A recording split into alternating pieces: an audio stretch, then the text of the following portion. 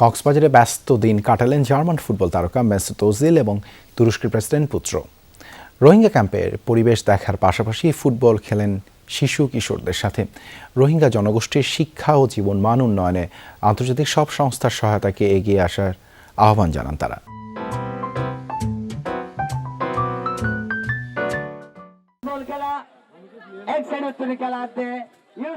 উকিয়ার ৪ নম্বর রোহিঙ্গা ক্যাম্পের মাঠে প্রতীকী প্রীতি ফুটবল খেলছেন তিনি যে সে কেউ নন, জার্মান ফুটবল তারকা মেসুত ওজিল। সবাইকে মুগ্ধ করেন পায়ের কারুকাজে। খেলা উপভোগ করেন তুরস্কের প্রেসিডেন্ট পুত্র Bilal Erdogan.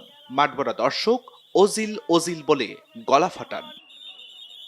I am happy that I am here in Bangladesh today, especially in this place, to see the people, to understand the people.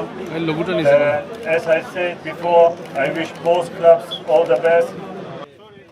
এর আগে উকিয়ার ৯ নম্বর রোহিঙ্গা ক্যাম্প পরিদর্শন করেন বিশ্ব নন্দিত এই ফুটবলার সহ পুরো টিম। ক্যাম্পে বসবাসের পরিবেশ, শিক্ষা, স্বাস্থ্যসেবা ও মানবিক সহায়তা কার্যক্রম ঘুরে দেখেন এবং রোহিঙ্গাদের সঙ্গে কথা বলেন। ১৬ নম্বর ক্যাম্পের টিকা মিউজিক স্টুডিও এবং টিকা কম্পিউটার ও রোবোটিক্স ল্যাব উদ্বোধন করেন। সকালে কক্সবাজারের শরণার্থী ত্রাণ ও প্রত্যাবাসন কমিশনার কার্যালয়ে সংবাদ সম্মেলনে রোহিঙ্গা জনগোষ্ঠীর মানবিক সংকট, আন্তর্জাতিক সহায়তা, শিক্ষা ও ক্রীড়ার মাধ্যমে শিশু কিশোরদের মানসিক উন্নয়নের গুরুত্ব তুলে ধরেন Bilal Erdogan. And I hope we can do all those better in this time of compassion. And I hope having the first iftar with Rohingyas will send a strong message to the whole Muslim world to remember the Rohingyas, to support them.